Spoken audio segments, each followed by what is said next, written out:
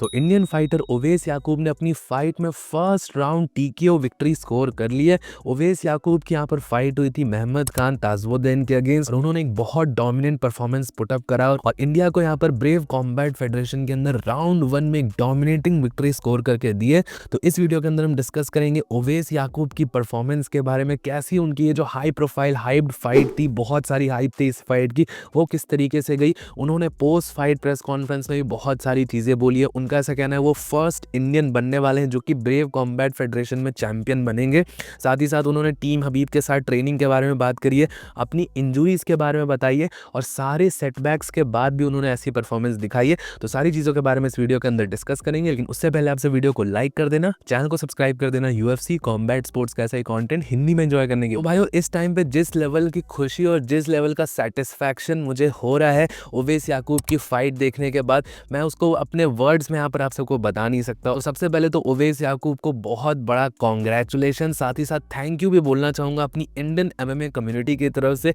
एक तरीके से 2025 में मैं तरस गया था ऐसी वीडियो बनाने के लिए। हम सबको पता है बैक टू बैक बहुत सारी परफॉर्मेंसेस हमारे फेवर में नहीं गई, लेकिन फाइनली ओवैस याकूब ने साल के एंड में सारी चीज़ों को इक्वल कर दिया। एक बहुत डोमिनेटिंग परफॉर्मेंस दिखाई उन्होंने अपने अपोनेंट के अगेंस्ट। ब्रेव कॉम्बैट फेडरेशन का ये इवेंट था, उसके अंदर ओवैस याकूब की फाइट हो रही थी और राउंड 1 के अंदर पहली किक थ्रो करी, उसके बाद से उन्होंने अपने अपोनेंट को यहाँ पर ऑफ बैलेंस गिराया और फिर सीधे तरीके से कंट्रोल करना स्टार्ट करा। अपनी रेसलिंग दिखाई इसके अंदर, जो उन्होंने टीम हबीब के साथ ट्रेनिंग करी है को यहाँ पर पूरी तरीके से फाइट के अंदर डिस्प्ले करा।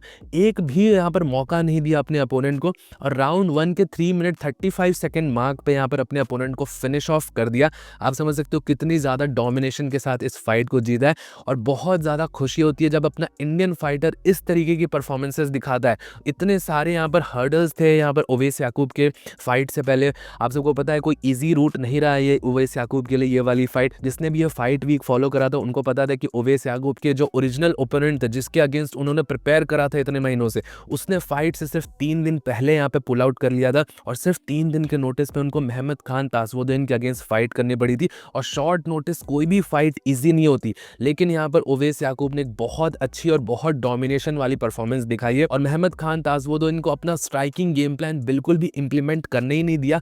पहली किक जो उन्होंने थ्रो करी बहुत डेंजरस किक थी, उसको सीधा कैच करा, उससे उनको ऑफ बैलेंस गिराया और पूरी तरीके से ग्राउंड पे कंट्रोल करा, क्लिंच के अंदर भी कंट्रोल करा। और जो नीज, जो यहाँ पर ओवैस याकूब ने जो नीज मारी है वो एक बहुत बड़ा गेम चेंजर थी। 3 बैक टू बैक नीज मारी थी उन्होंने केज के अगेंस्ट पिन करके ताजवुद्दीन को, और उसके बाद से ही ताजवुद्दीन ने कहीं ना कहीं गिव अप कर दिया था। फिर ग्राउंड पे लेके गए और ग्राउंड एंड पाउंड से एक टीकेओ विक्ट्री स्कोर करी ओवैस याकूब ने। अब भाई मैं वापस से कह रहा हूँ कि मैं इस टाइम पे बहुत ज्यादा खुश हूँ। अब मैं बयान नहीं कर सकता और सारे जो भी एमएमए के फैंस हैं अपने, उनको भी इस टाइम पे इतनी ज्यादा खुशी हो रही होगी। स्पेसिफिकली जो ये ईयर गया है अपने इंडियन एमएमए कम्युनिटी के लिए, बैक टू बैक आप सबको भी बहुत सारे सेटबैक्स देखने को मिले, बट जिस लेवल का ये परफॉर्मेंस था, सैल्यूट है भाई ओवैस याकूब को। जितनी सारी आप सबको प्रॉब्लम्स मैंने बताई उसके बाद भी यहाँ पर तरीके का परफॉर्मेंस निकालना अपने आप में ही बहुत ज़्यादा ग्रेट है भाई। फाइट के बाद ओवैस याकूब ने अपने पोस्ट फाइट ऑक्टागन स्पीच में भी बहुत सारी बातें करी हैं। उन्होंने बेसिकली ये बताया है कि वो अब यहाँ पर रेडी है ब्रेव कॉम्बैट फेडरेशन में चैंपियनशिप लेवल पर जाने के लिए।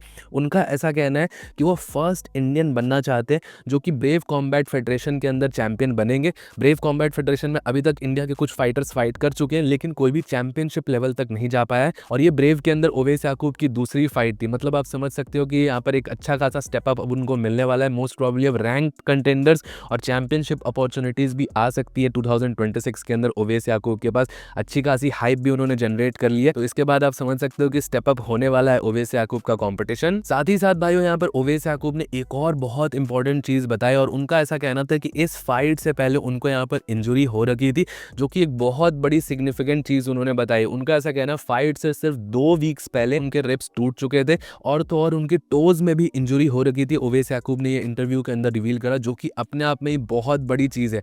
एक तो ऑलरेडी यहाँ पर ओपोनेंट चेंज और इन सारी चीजों का सेटबैक था, साथ ही साथ इंजुरी के साथ फाइट करा ओवैस याकूब ने, साथ ही साथ अपने फाइटर ने इंजुरी के साथ फाइट करते हुए भी इतनी डोमिनेटिंग परफॉर्मेंस दिखाई है। तो ओवैस याकूब को तो इसके लिए बहुत बड़ा सैल्यूट। ओवैस याकूब का ये भी कहना है कि अगर वो पूरी तरीके से हेल्दी होंगे, पूरी तरीके से अपनी स्ट्रेंथ और स्ट्रांग होंगे तो डेफिनेटली वो चैंपियन भी बन सकते हैं। और इसके बाद, इस परफॉर्मेंस के बाद तो मैं बिल्कुल भी डाउट नहीं कर सकता कि ओवेस याकूब ब्रेव कॉम्बैट फेडरेशन में चैंपियन नहीं बन सकता। और ओवेस याकूब को यहाँ पर अपॉर्चुनिटी मिलती है और वो पूरी तरीके से हेल्दी होते हैं और ये सारी सेटबैक्स जो अननेसेसरी चीज़ें होती हैं जैसे fighter pull out, weight issues नहीं होते हैं, तो डेफिनेटली ओवेस याकूब चैंपियन भी बन सकता है ब्रेव कॉम्बैट फेडरेशन का। और आई नो भाइयों, बहुत आगे का यहाँ पर नहीं कहना चाहिए, ज़्यादा आगे की प्लानिंग नहीं करनी चाहिए, हमें प्रेजेंट में रहना चाहिए। बट ओवेस याकूब ने जितना यहाँ पर इंप्रूवमेंट दिखाया है 1-1.5 साल के अंदर, अगर सिमिलर कंसिस्टेंट इंप्रूवमेंट्स आते रही, और हम सबको पता है वो टीम हबीब के साथ भी ट्रेन करते हैं, तो ऑब्वियसली जो भी हबीब और ये दागिस्तान में ट्रेन करता है उसके अंदर इंप्रूवमेंट्स तो आती हैं।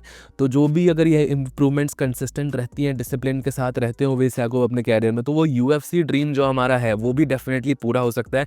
ओवेस याकूब यहाँ पर साल या 2 साल के अंदर UFC के अंदर भी एंट्री ले सकते हैं और उनको UFC में भी चांस मिल सकता है। रोड टू UFC के नेक्स्ट सीजन में शायद वो compete कर सकते हैं। बहुत सारे अपॉर्चुनिटीज़ और चांसेस उनको आगे आने वाले टाइम में मिलने वाले हैं अगर वो कंसिस्टेंट अच्छी परफॉर्मेंस दिखाते हैं तो। बाकी भाइयों, एक और बहुत अच्छी चीज़ मुझे लगी, ओवेस याकूब ने अपने इंटरव्यू के अंदर अंशुल जुबली और दिगंबर सिंह रावत का मेंशन करा। अगर आप सबको नहीं पता है तो इस फाइट के प्रिपरेशन के लिए अंशुल जुबली और दिगंबर सिंह रावत ने हेल्प करी थी यहाँ पर ओवेस याकूब की। उन्होंने साथ में माउंटेन्स पे उत्तराखंड के अंदर ट्रेनिंग करी थी। इस चीज़ से आप सब देख सकते हो भाइयों कि फाइटर्स के बीच में आपस में कितना ज़्यादा म्यूचुअल रिस्पेक्ट है, एक दूसरे की कितनी ज़्यादा रिस्पेक्ट करते हैं। हम देखते हैं कि यहाँ पर बहुत सारे फैंस होते हैं, जो कि मैं फैंस भी नहीं कहूँगा, जो कि नई ऑडियंस होती है, वो सिर्फ ट्रोल करने के लिए अंशुल जुबली को ट्रोल कर देती है। अभी उनका बैड फेस चल रहा है तो अभी उनको सपोर्ट नहीं कर रही है, अभी उनको ट्रोल कर रही है। लेकिन आपस में देखो ओवेस याकूब ने यहाँ पर क्या मेंशन करा कि अंशुल जुबली, दिगंबर सिंह रावत ने उनकी बहुत ज़्यादा हेल्प करी है इस फाइट के लिए। तो आप समझ सकते हो कि फाइटर्स के बीच में आपस में ही बहुत ज़्यादा यूनिटी है, जो कि बहुत अच्छी चीज़ है। हमको आपस में यूनिटी रखनी है, सारे फैंस को, सारे फाइटर्स को सपोर्ट करना है। ऐसा नहीं है कि आप ओवेस याकूब को सपोर्ट कर रहे हो तो आपको अंशुल जुबली को सपोर्ट नहीं करना है, आपको अंशुल जुबली को भी सपोर्ट करना है। आप अंशुल जुबली को सपोर्ट करते हो, ऐसा नहीं है कि ओवेस याकूब को सपोर्ट नहीं करोगे। दोनों ही इंडिया के फाइटर्स है, दोनों ही अपने फाइटर्स है और सारे फाइटर्स को आप सबको पूरी तरीके से सपोर्ट करना है। अगर हम सब अपनी MMA कम्युनिटी के अंदर यूनिटी रखते हैं, अपने फाइटर्स आपस में यूनाइटेड रहते हैं, तो मुझे नहीं लगता कि इंडिया की MMA कम्युनिटी और इंडिया के MMA को ग्रो होने से कोई भी रोक सकता है। डेफिनेटली सारे अपॉर्चुनिटीज़ आएंगी, धीरे धीरे बेस्ट फाइटर्स जाएंगे और अपनी यूनिटी के साथ अपनी MMA कम्युनिटी 100% ग्रो करेगी। इसी के साथ भाइयों, मुझे बहुत अच्छा लग रहा है कि 2025 का ईयर इतना स्टार्ट अच्छा नहीं गया MMA के लिए, बट एंडिंग बहुत तगड़ी हुई। बैक टू बैक बहुत सारी विक्ट्रीज निकल के आई, अपनी इंडियन फाइटर्स ने बहुत बेटर परफॉर्मेंसेस दिखाई। बर के मंथ के अंदर ही अपने MMA फाइटर्स, बॉक्सर्स, सब ने बहुत अच्छा परफॉर्मेंस दिखाया। निशान देव, नीरज गोयल, साथ ही साथ निरंजन सिंह ने दागिस्तानी फाइटर को हरा दिया।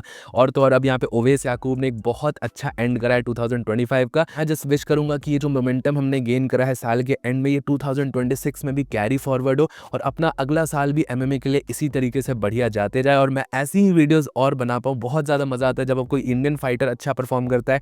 इंडियन फाइटर्स के लिए वीडियोस बनाना आप में ही बहुत ज़्यादा अच्छा लगता है। ऑब्वियसली हम सब फैंस हैं, हबीब, इस्लाम, कॉनर, सबके बारे में हम जानते हैं, हमारे फेवरेट फाइटर्स हैं। लेकिन जो इंडियन फाइटर्स को सपोर्ट करने का, इंडियन फाइटर्स के बारे में बात करने का मज़ा है, हमको पता है कि कोई अपना फाइटर फाइट कर रहा होता है तो अलग लेवल पे ही इन्वॉल्वमेंट फील होता है। मुझे, मेरे साथ तो पर्सनली ऐसा होता है। बाकी आप सबका क्या सोचना है इस बारे में मुझे नीचे कमेंट सेक्शन में ज़रूर बताइएगा। टिल देन, वीडियो पसंद आया होगा तो प्लीज़ वीडियो को लाइक, चैनल को सब्सक्राइब कर दीजिएगा। मिलता हूँ आप सबको नेक्स्ट वीडियो में अगले अपडेट के साथ। Bye bye.